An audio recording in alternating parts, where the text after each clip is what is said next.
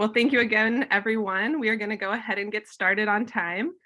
Thank you for joining us today for our second pre-conference panel for our upcoming conference, Transformative Opportunities for Modeling in Neurorehabilitation, that will be held the first week in March at the University of Southern California. This conference, again, is supported by the National Science Foundation Disability and Rehabilitation Engineering Program, and we're glad that Grace Wong, the program director, can be here joining us today, as well as the NIH National Center for Medical Rehabilitation Research.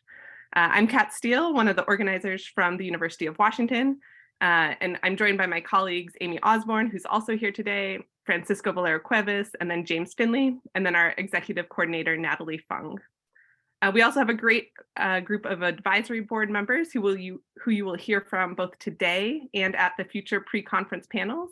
And you can learn more about them as well on our website. So a few housekeeping items before we get started. Closed captioning is available by selecting the CC in your Zoom controls.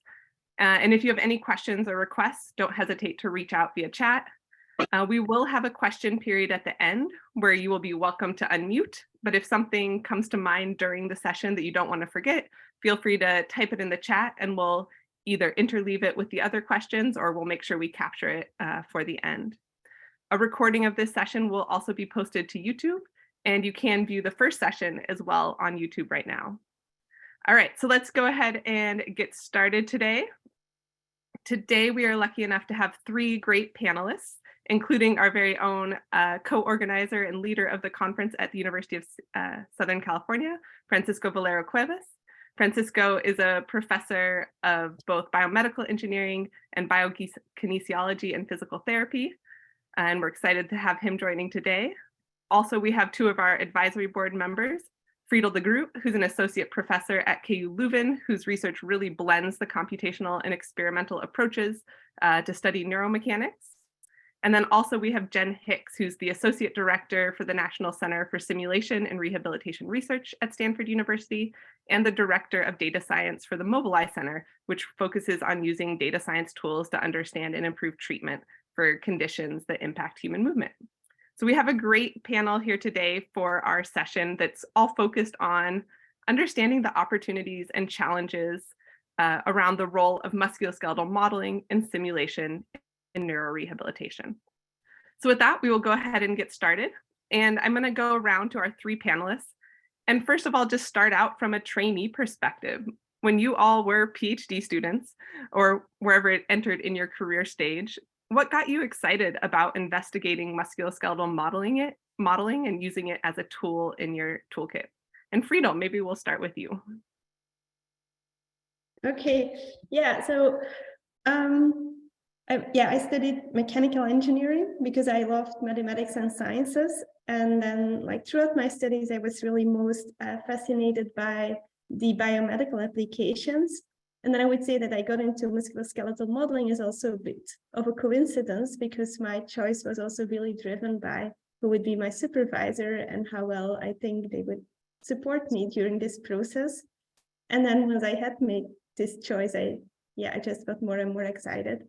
And I think that is because it does not only have this mathematical component and the modeling, which I really love, but also there is so much science behind how we move and all the different disciplines, and there is this clinical application, and I think I really do love to work in this multidisciplinary environment. Thanks, Friedl. How about Jen? You next. Yeah, I think there's some similarities with what Friedl just mentioned, which is fun. I think it probably dates back to when I was an undergrad. I think coming into college, there were a lot of things that I was interested in. I was interested in, maybe pre-med, in computer science, in math and statistics and engineering. And then I met a great advisor and learned about biomechanics. And I was like, oh, this is awesome. It combines all of those things that I'm really interested in. I also had the opportunity to work in a clinical gait lab that was doing really great work with motion analysis, working with patients and their families. And I saw some of the opportunities where you could use musculoskeletal modeling to help improve treatment planning and care. And so kind of all of those things together brought me to a PhD focused on musculoskeletal modeling in rehab areas. Great. And Francisco, we'd love to hear you as well. Welcome everyone. Some of you just joined. So I will, if possible, it'd be fun if you added your affiliation or location after your name, because this is a wonderful worldwide community that we'd like to help promote and integrate. So, but to your question, Kat, thank you again for the wonderful leadership in making these sessions happen.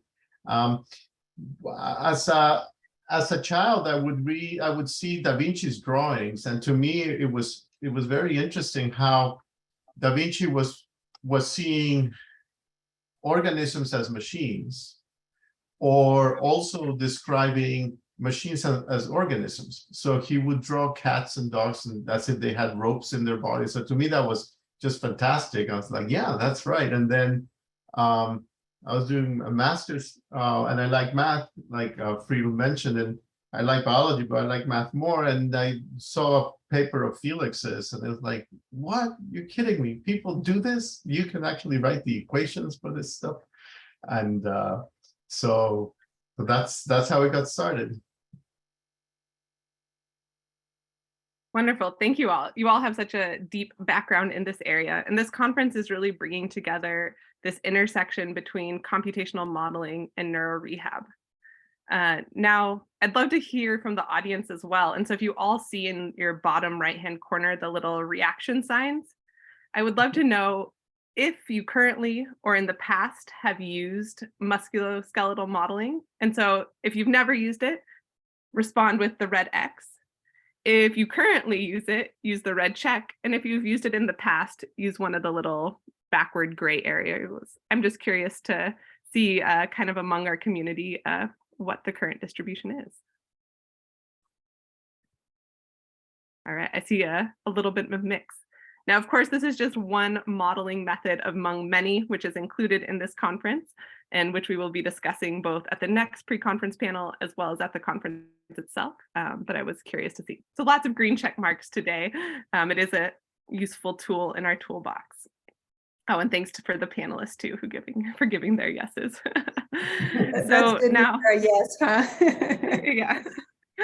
Now, I'd say a decade ago, we mainly focused or talked about, and even in the title of this presentation, musculoskeletal modeling. And now you often hear neuromusculoskeletal modeling, like how we're talking about neurorehab today. How have you seen the consideration of how we define and integrate these modeling methods change over the last decade? And Francisco, how about we start with you this time? That's a very good question, because you know, early on when I was a student, you would go to a biomechanics meeting and you would talk about the neural side, and people would say, well, I don't know what, I mean, we're doing mechanics here. You go to neuroscience meetings and you talk about mechanics there, and they would say, get out of here. I mean, this is neuro, right? And it's thanks to people like Roger Enoka, who actually coined the term neuromechanics. So Roger was saying, look, you got to look at both. And of course, it's an old idea, but he was particularly good at saying you can't have, you can't have a peanut butter and jelly sandwich without both peanut butter and jelly, right? It's the same thing. They've co-evolved and so on. So I think that's a great evolution that we've seen in recent years. Great. Friedl, what about you? Yeah, I do agree that there has been an evolution in like where more and more like biomechanics and neural control are like considered both, but still I do feel a big disconnect between the fields of biomechanics and the field of like motor control and neural control. And I really feel like we still need more integration of those two fields. And yeah, I do think that like applications like neurorehabilitations or neurological diseases really trigger like the need for this integration. Although I think like for all of us here in the panel, it's obvious that we need to consider both control and mechanics to make sense of how we move. And then I think like if I look at evolutions within musculoskeletal modeling, I think we'll see more and more simulations in which we try to like generate a movement pattern instead of imposing a movement pattern. And that I think that even like amplifies the need for good motor control models. So I do think that like we will continue to bridge this gap between the two domains, but I also feel there is still a lot of work where often you have either detailed motor control models or detailed musculoskeletal models, but not so often the two. Yes, it's a challenge to bridge, to say the least. Jen, would you like to share as well? Yeah, I think just to build on the comments before, I think we are at a great point where we can start to bridge. I think, now there's new computational approaches in the musculoskeletal modeling world to do things like predictive simulation, where we're not just tracking data that we've already measured, we can generate new motions. So we have new capabilities there, advances in machine learning as well. And so now at the point where we could develop these neuromusculoskeletal models in a bigger way than we have before. But I think it's super important that, folks in the musculoskeletal modeling world don't just proceed without collaborating with experts in neural control as well. So great opportunity and really important to collaborate. So great that we're having events like this, because I think it's a prime opportunity. Yeah, I always love to think about how all these different areas integrate together. And I used to always say, when I taught a class all about muscle, how I just loved how the math aligned with muscle function so well. And I think part of it too is that finding that similar mathematical root has been a lot harder in integrating these methods. So it's really exciting to see the new opportunities, but also still the challenges. Now turning to the rehabilitation side, Jen and you and I both have our roots kind of actually in orthopedic surgery, working in those clinical gait labs that, we're really rooted in using tools to quantify human movement to then inform decision making. And Friedl, actually, we all kind of have that root back to clinical gait analysis and orthopedics.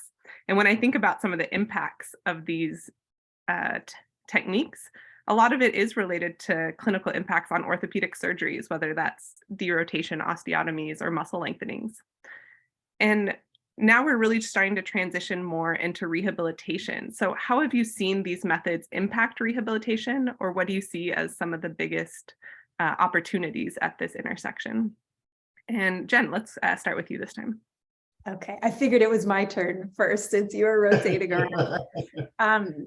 That's a really interesting question. I think it actually builds nicely on what we were just chatting about previously, with this opportunity now where we have the musculoskeletal modeling tools to help predict new motions.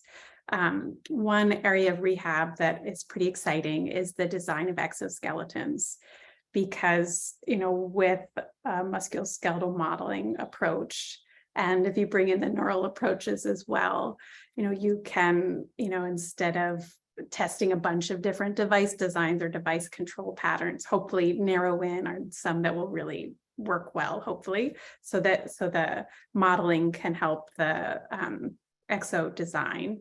And I think also the exo design and testing can feed back to improve our neuromusculoskeletal models as well, because with an orthopedic surgery, you can't test different approaches. You have one chance to do or do not do surgery and in a particular way.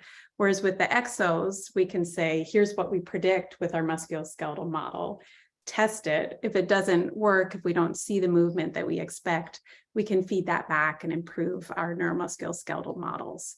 So that's one area that I'm super excited about.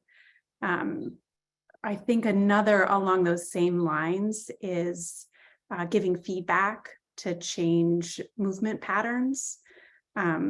The group here at Stanford has done some exciting work on gait, and others as well. Many people actually have done exciting work on gait retraining approaches to reduce knee loading in individuals with osteoarthritis. And there's lots of other work in that area where I think there could be this really nice interplay between the musculoskeletal modeling, neuromusculoskeletal modeling, and rehab interventions.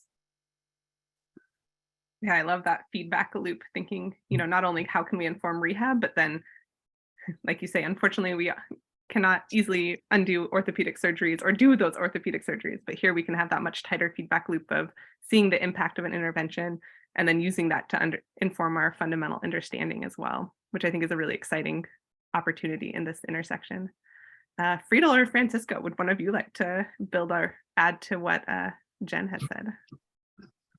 Yeah, I'm happy to add. Like I totally agree with what Jen said, and maybe like one thing I wanted to add is that I think our like neuromusculoskeletal models might really help to diagnose like how different impairments contribute to like different impairments in the neural or musculoskeletal system contribute to movement impairments.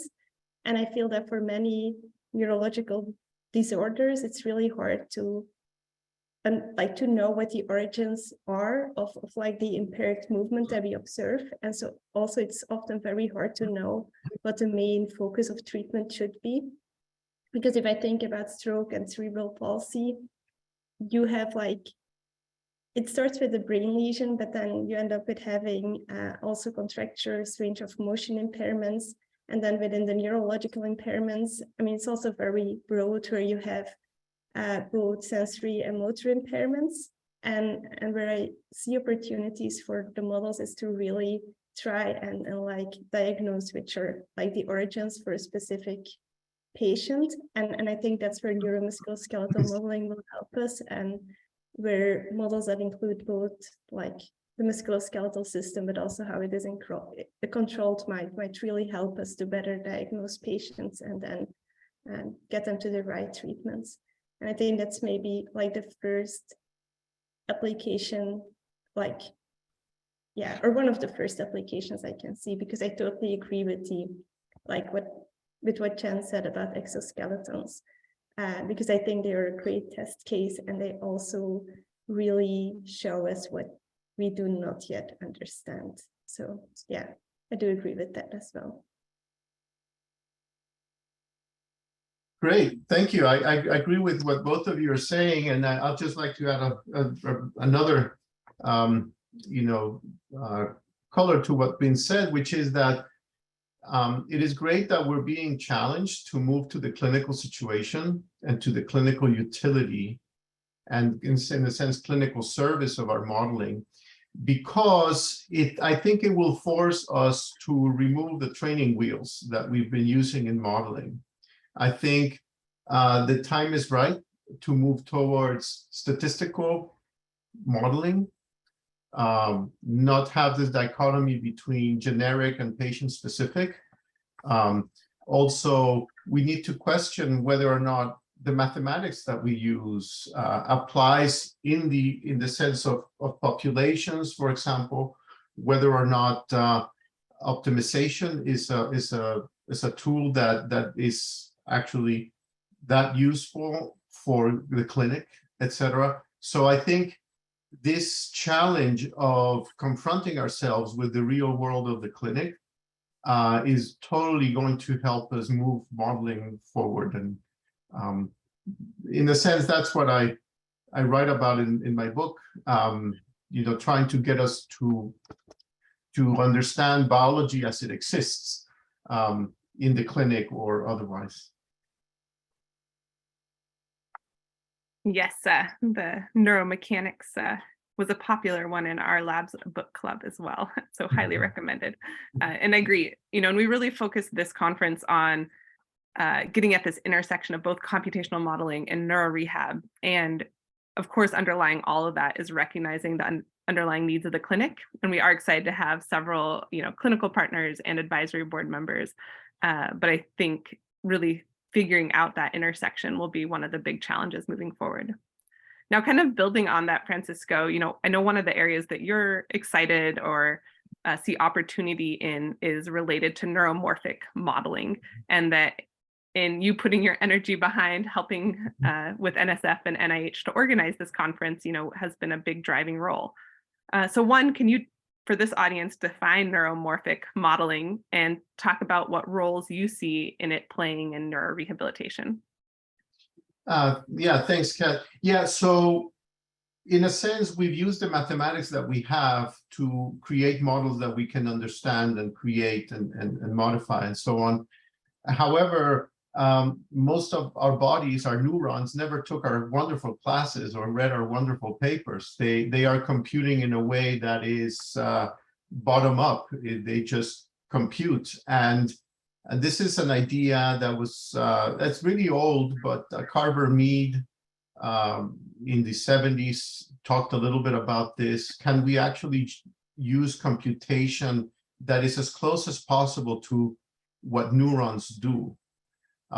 Neurons simply react to stimuli, and then the system produces behavior. So it'd be interesting to find out how the biology itself does it. Of course, some people say, well, that would be all well and good, but then you have a bigger black box or a bigger gray box, and you don't learn about the mechanisms. And so the debate will continue to go on. I think there is a happy medium where you can go to neuromorphic computing and test in principle whether and how actual neurons and muscles and bones and the physics create function, but then also turn around and talk out of both sides of our mouth and have a fundamental equations-driven understanding of the mechanisms behind that. So I think it's a nice opportunity to try to learn from the biology. Yeah, I definitely agree. And another big topic area within this conference that we've seen a lot of the abstracts submitted and a lot of the enthusiasm has been around machine learning and AI. And they're similarly, they've leveraged some of these basic properties of, drawing inspiration from neurons, for pick your favorite vanilla to, deep neural network and seeing that impact. And so figuring out the merging of both those worlds, but then also to gain that fundamental insight back into the neural system and the integrations, I think is really exciting. Jen or Friedl, did you have any thoughts or things that you wanted to add on neuromorphic modeling or applications that you've seen so far? Maybe not immediately about neuromorphic modeling, but I think, yeah, I think it's good to be aware of the fact that a lot of the modeling we do uses computation without aiming to with this computation mimic what happens in the biological systems. And I do agree, if we could better mimic with our computations, the computations or the processes in the biological system, that would have benefits, because I feel now a lot of the simulations, the kind of simulations that I'm doing at least, give you the kind of a steady state. If this is the state of your musculoskeletal system and your neural control, well, that's how you will move. But I don't really capture how you get there. And I think if you could capture that, that seems crucial for rehabilitation, that you can also really capture how you get to a certain state. And I think that's somehow related. Yeah, and as I say, unless Jen has something, that leads perfectly into our next question. Jen, did you have anything to add? No, let's hear the next question. Yeah, I was gonna say, well, that leads straightly into our next question around these questions of computation. So when we're building most of our musculoskeletal models, especially once we get to predicting things like whether it's kinematics or muscle forces or excitations, right now we rely heavily on optimization. We pick an objective function, a cost function, where we think we're reflecting what physiology is doing, or maybe we're just picking something that works and makes our model walk or move. But we rely heavily on optimization. And so I'm curious about what you guys think about in terms of, does modeling require optimization, or how do these frameworks currently enable or limit your current work? Anyone want to take a step there? I can jump in a little bit first. I guess one thing that comes to mind is that, at least in some cases and in some ways, we do seem to do optimization in how we move around. This isn't in a neuro rehab population, but we looked at a bunch of running data out in the real world, just regular people training. And when you look at the pace that individuals are running, this is, thousands of people just going out to run. They are really honed in on the speed that is optimal, metabolically optimal and it's, you can, men and women both right around what's metabolically optimal. So, I think that, we don't want to throw out all of the optimization work that we've done, because even in this messy real world data, we do see that optimality come up. But I think that's certainly not always the case. And I don't think we always know what we're trying to optimize. In cases where it's pretty clear, like walking around, we tend to be try to find the metabolically optimal, if you're trying to maximize your jump height. That's fairly clear. But in cases, especially with neuro rehab, I think that, making those assumptions is leading us to miss things that are important for treatment and diagnosis. So with that, I'll let Francisco or Friedl jump in more. Well, I think, yes. I think optimization is a very convenient way to solve these problems. For example, I'll bring in my conversations with Emil Todorov, and he says that optimization is a great metaphor for what could be happening. And in some cases, obviously, there is some drive to better performance. In the clinical situation, that's where, as I think Jen correctly points out, if you have a system that is not in its natural state, or it's in a perturbed state, or it implicitly is missing or has some components or mechanisms disrupted, how is it that the person strives towards, let's just call it improvement? And so that's why it's important to consider that, and then consider alternatives. Sometimes good enough is good enough, and then we move on because there's the opportunity cost, or maybe there's some great work with dose in rehab, where just how much dose would you need to reach optimality is one question. Another question is how much dose do you need to just induce plasticity that will lead to some improvements. So it's a very, very good open question. Yeah, maybe if I what I want to add maybe is that I do think that right now optimality gives us the best, allows us to best describe what we observe, and also if we think about rehab and striving to improvements or an opportunity cost, to me something you can capture in a cost function. I think we just need to think carefully about what this cost function might be and what goals might be, and that it's not only about reducing the amount of energy you use. And then I also feel we need to think very carefully about the constraints we have. And I think we are, at least with my background, I find it easy to model musculoskeletal constraints, or to think about musculoskeletal constraints, and a lot harder to model the neural constraints that might also determine what solutions are possible.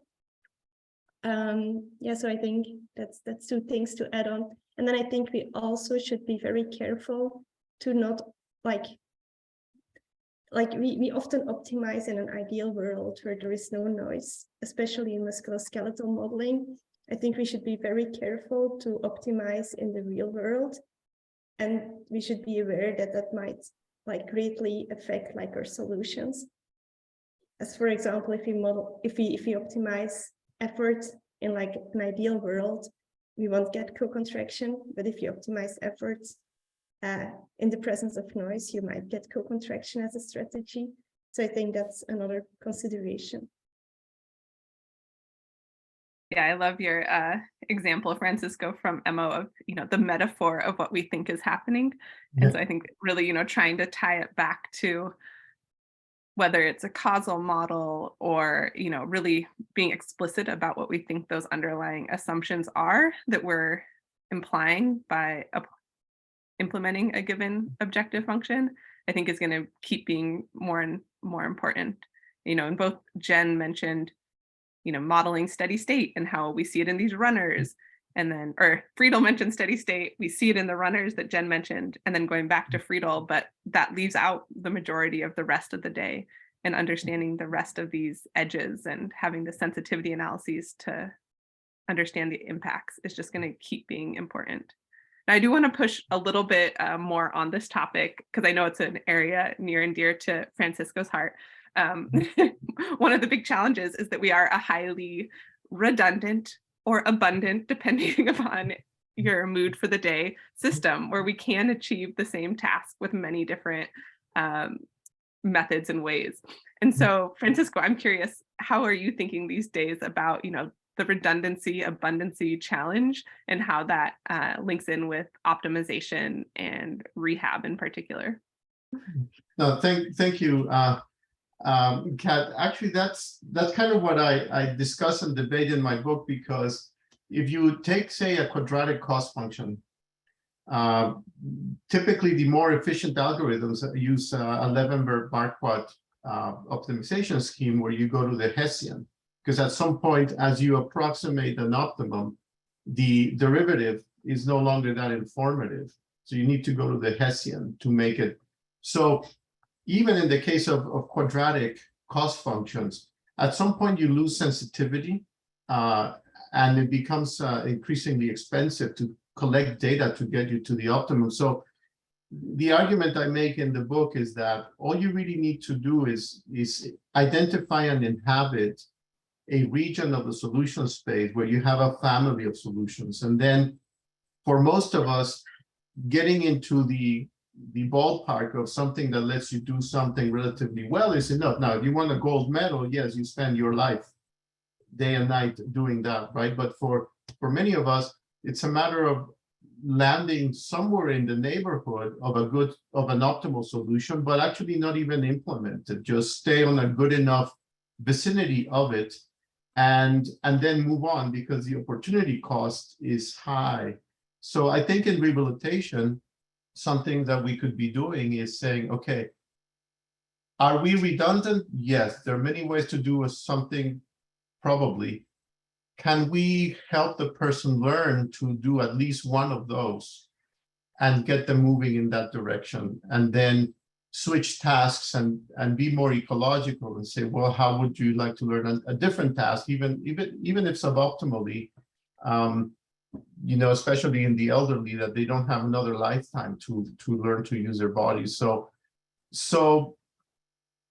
that's kind of how I see the practical utility of it. Now, on the philosophical side, having too many muscles, I think, would have been weeded out by evolution. Evolution would have driven you to have fewer muscles because it's less costly. So we do have enough muscles to satisfy multiple constraints. And for example, Matt Tresh has done beautiful work in how muscles are actually operating to keep the joints together.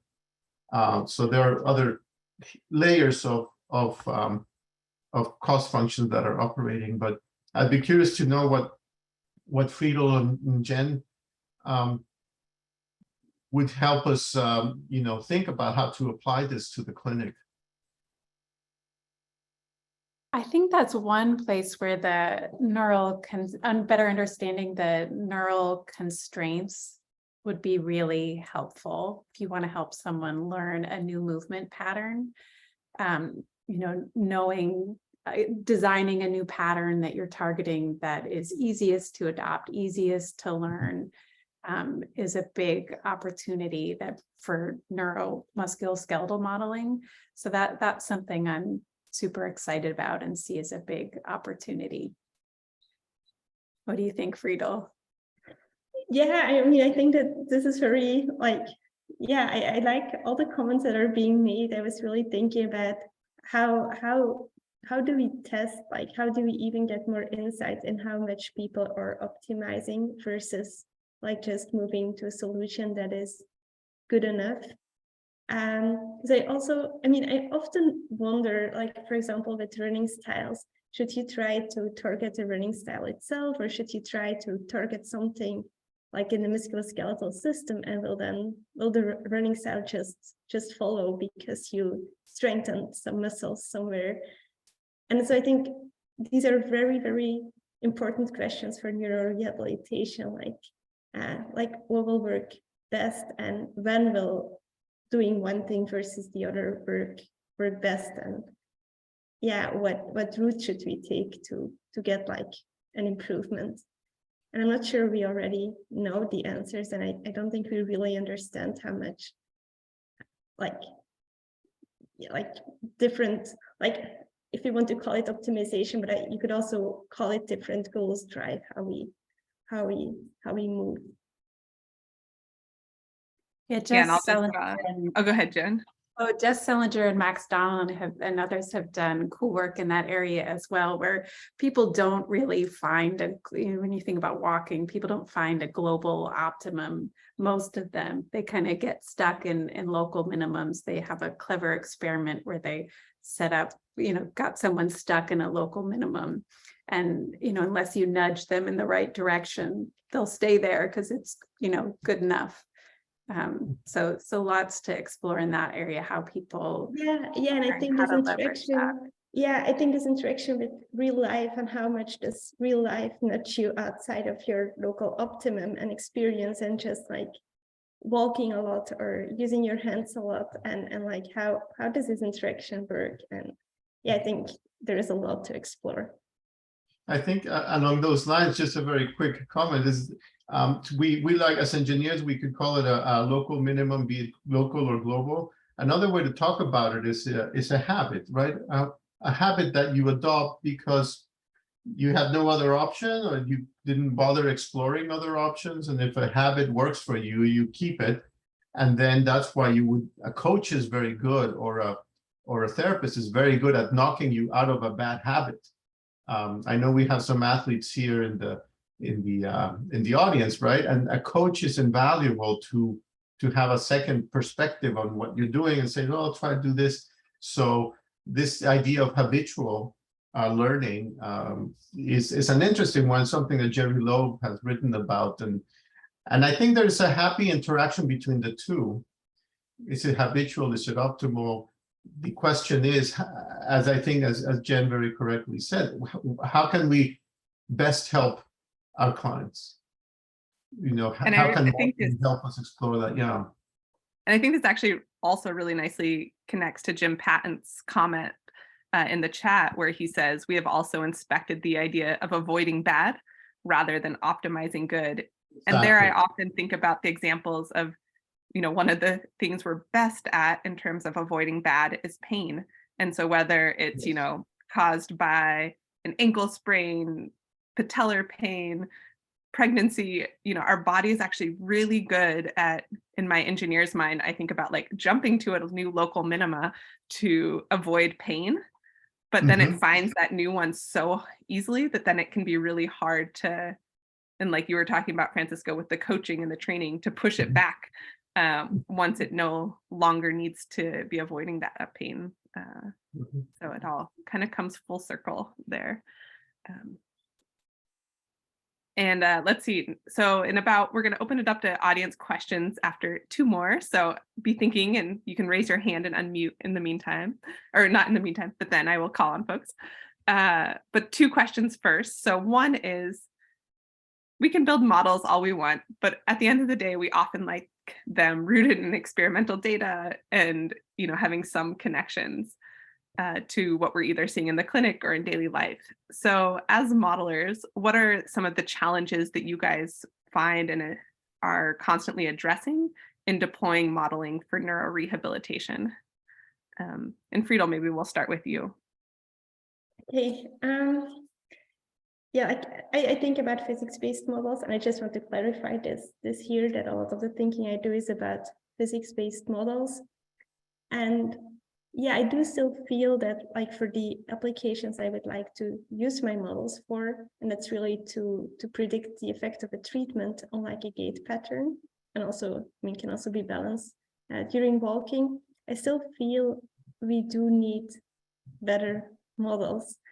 And I think to be really convincing for a clinical application, we really need to be able to show that our model that they capture what is going on. And yeah, I think like we now have models that like begin to explain what we observe, but I don't really think that our models already do predict the effect of like an intervention that they haven't seen like beforehand. I really think we are still missing there. And although I feel we are getting closer and closer to those real applications where we really will capture the effect of like an intervention, be it an exoskeleton or like an orthopedic surgery.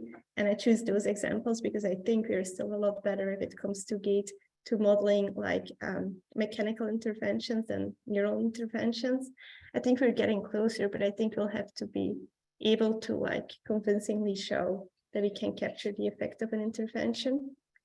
And then where I see like there may be, yeah, I think that's the main challenge. At the other hand, I think like we might be able to generate like novel insights sooner than that we can really like use the modeling in clinical practice.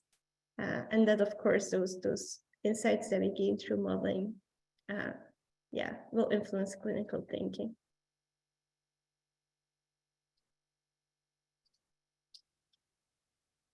I think another thing that will be important is, you know, a lot of the time we focus on how well our models can predict joint angles, curves, ground reaction force curves, which is very important to verify that we can do those things well.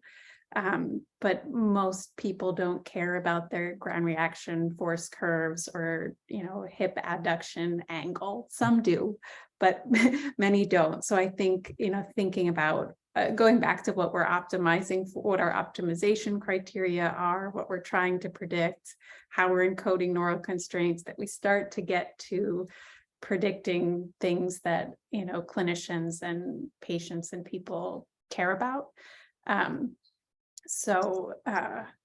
Yeah, I think improving that connection and being able to make predictions and insights that are actionable and meaningful and important to patients is really important too, and a big opportunity for the future.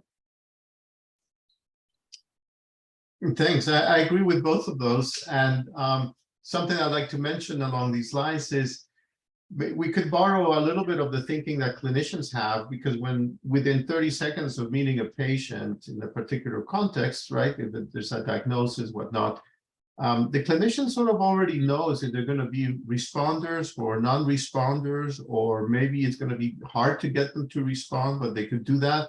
And so one way to think about this in modeling is this idea of probabilistic modeling, right? That you're actually modeling not, you know, not the generic or not the individual, but the classes of responses or behaviors that you're bound to get. So I think it used to be, at least when I was doing my PhD, we would just, you know, beg for more computational power, right? Now we have a lot of computational power, which actually sets the stage for us to do these very, very, very large scale simulations that can begin to explore the multiple parameter subspaces and perhaps start creating some statistical versions of what you're likely to see in the clinic. And then on the basis of that, you could categorize patients and then maybe have a starting model that's a warm start for a particular patient or condition. So I see a lot of options and possibilities in being able to now use this computational power that we don't really know what to do with. Now we have a lot of computational power, and we could use that, I think, for clinical applications. Great, and we'll open it up for questions now, so you can feel free to either raise your hand or type into the chat. I agree with those of lots of great examples, and Jerry, thank you also for sharing some great exciting references in the chat as well. Let's see, I see one hand up from Grace first. So Grace, would you like to unmute and ask your question? Sure. So I love the fact that you brought up the idea of pain, and that Jen mentioned that we want to model things that our patients care about versus the grand reaction force curves. And so I'm wondering, do you think it's possible that a neuromusculoskeletal model could in fact actually predict the level of pain in response to, therapy? And what would that look like, since most musculoskeletal models don't actually have a nervous system? Mm-hmm.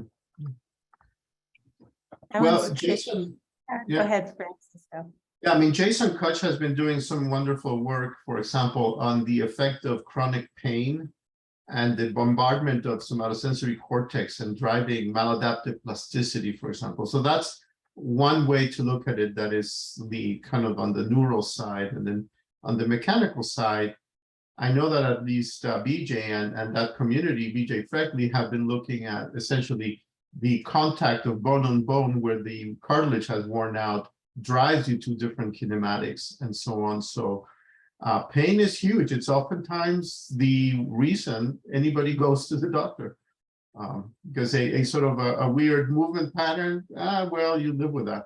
But if it's painful, you show up. A very good point, Grace. Yeah, that's a really great question. And thank you for mentioning that explicitly, because it was in my head. Pain is something, and I don't think actually the words came out. So thank you. I think that's another opportunity. I think pain is super challenging, super important, but I think that's one opportunity where combining the sort of physics-based modeling and data-driven statistical approaches could help us bridge that gap if we have real-world data from patients about both their movement and pain. We can start to better understand those relationships and then hopefully make improvements in the future as well. And I'll just add too, when we think of the neural control that we've been talking about in the neuromusculoskeletal models, we get a lot more in terms of the majority of the action is on the output, the motor response. And we just have so much less on the proprioceptive sensory, afferent signals. And I see that as a really both big opportunity, but also as someone who's thought a lot about how we capture this experimentally. It is also really hard to capture and quantify. But I think it's a really exciting area as well.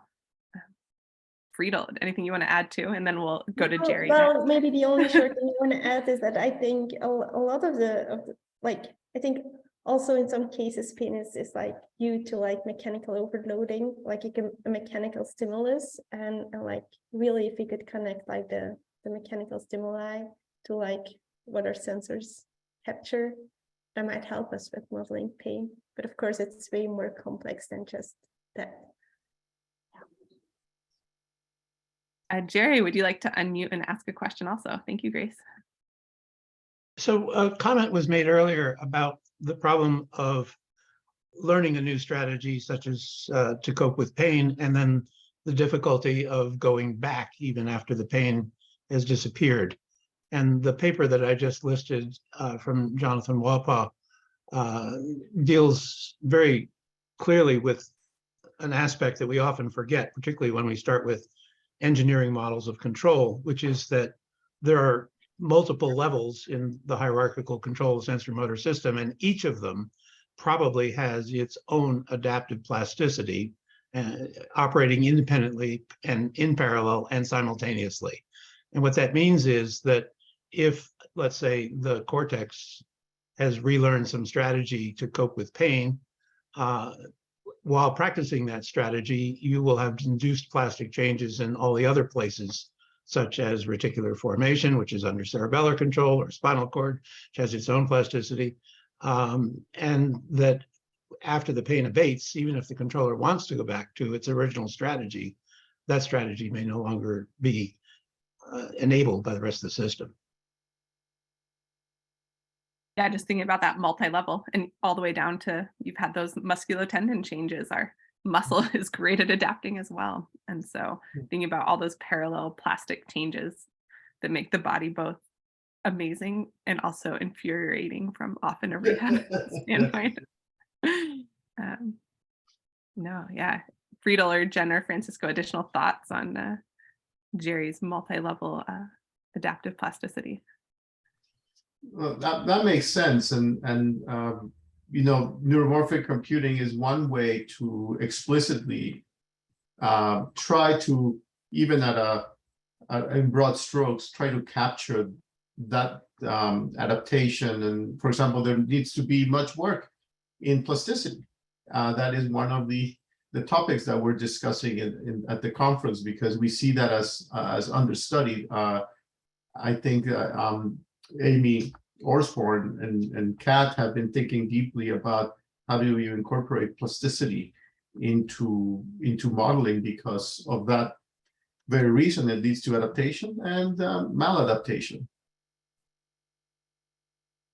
Or I would also say making it really frustrating when you don't see plasticity when you want it as well. Yes. Yeah, so the first topic that will lead off the conference will be plasticity, the first half day, led by Amy, who is also on the conference today. No, and I think about, you know, a lot of the kids with cerebral palsy that we work with, and we do, you know, huge orthopedic surgeries, which often have, you know, multiple weeks of inpatient rehab often afterwards. And the lack of changes in neural control that we see after that is often so puzzling, and to me a really interesting and, again, frustrating puzzle. So it's an area I'm very excited about as well.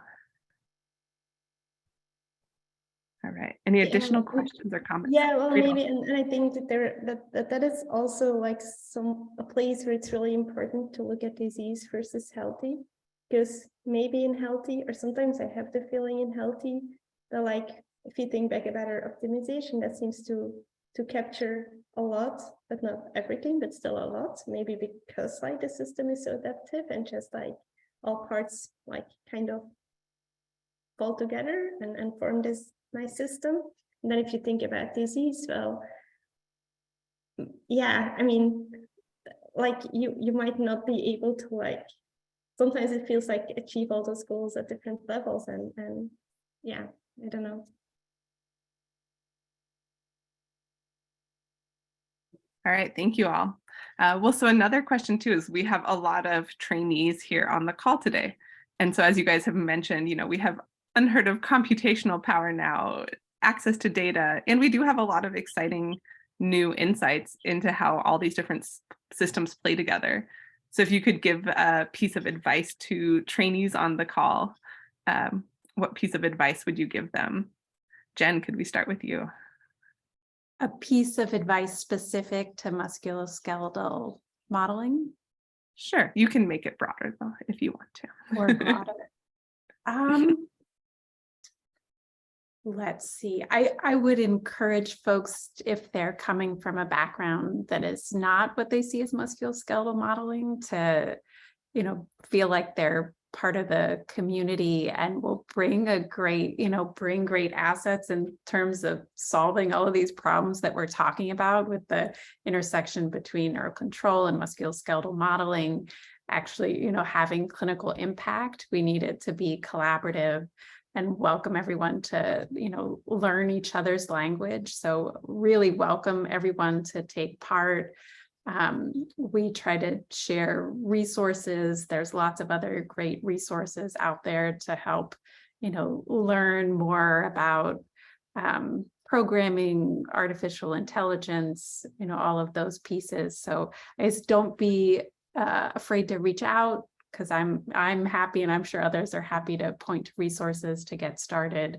And you're everyone's welcome to be part of the community. And I guess if you're coming more on the engineering side, reach out. It's super important to have applied and clinical collaborators so that the work that you're doing is going to solve, real problems, and you're not, creating a hammer in search of a nail or something like that.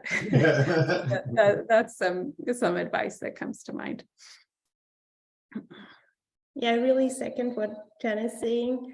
And maybe I would add that, I think for using modeling in neurorehabilitation, we need multidisciplinary teams, and it might not always be easy to understand each other and to speak the same language. And I think it just helps to be aware of that being difficult to find a common language. And then, from the awareness also strive to find that common language might be very important to reach success. I totally agree with both of those points. Totally agree. It's very good. That's the spirit of the conference, for people to talk across fields and so on. The one advice I'll give people, so one is that there are two ways to see a model. One of them, you could see a model as a product. Like, for example, if you're in gaming and you want a good game engine and you're playing one of those, video games, the model is a product. But I think and where you can simulate anything, and that's good. I like to see models often as hypotheses. So a model is a crystallization of a hypothesis. And so the advice there is, don't marry your model. The best thing that can happen is that you create a model and it's wrong and doesn't predict the experimental data you have, because that will point you to what it is that you need to learn or modify or expand, or either on the modeling side or on the experimental side, on the mathematics side or the perspective side. So don't marry your model. If it breaks, that's the best thing that could happen. Great. Thank you all so much. Excellent advice all around, from having those collaborators to using the model to test your assumptions and state your assumptions, and proving yourself wrong is always fantastic. So thank you all so much. If you all could join me in giving a big round of applause to our wonderful panelists today, Jen, Francisco, and Friedl. This will be the end of our second panel.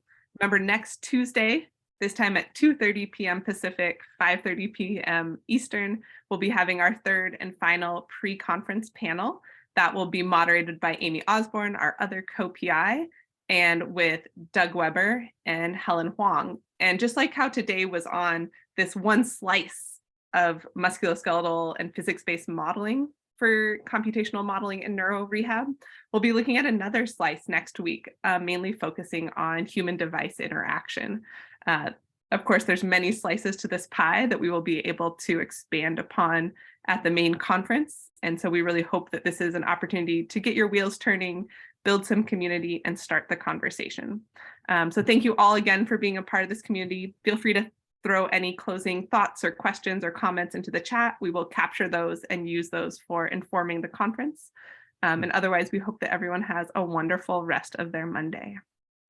And also, thank you so much to Grace Huang, Dr. Grace Huang at the NSF, with whom this would not be possible, as well as Teresa Cruz at the NIH. Thank you for giving us this opportunity.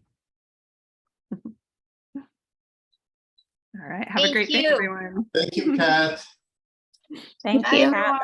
Everyone, that was really fun. Bye.